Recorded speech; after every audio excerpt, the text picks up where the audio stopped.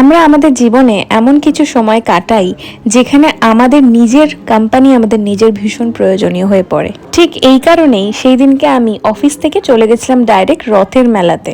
যদিও ছোটবেলার মতো আর এতটা আনন্দ এখন আর হয় না রথের মেলায় গিয়ে, তবুও মনে হলো যে যাই একটু ঘুরে আসি একা একা।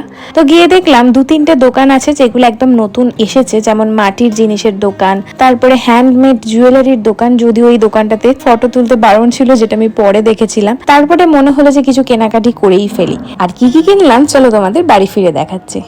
কাঁচের চুড়ি আমার ভীষণ ভালো লাগে, যদিও আমি পরার সময় পাই না, তবুও 3 রকমের একটা করে ডজন কিনলাম, বেশ ভালো লাগছিল কিন্তু। তারপরে কিনলাম এই কানের হুপস টাইপের একটা কানের দুল, আর পুকির জন্য কিনলাম এইটা, কারণ ও সাদা পাতায় আঁকি বুকি কাটতে ভীষণ ভালোবাসে। আর বোনের জন্য একটা ব্যাঙ্গেল নিলাম 1 হাতের, আর তার সাথে নিজের জন্য 2 জোড়া কানের দুল। তো এইভাবেই কাটলো আজ রথের মেলার পর্ব। দেখা হচ্ছে নেক্সট ভিডিওতে, বাই।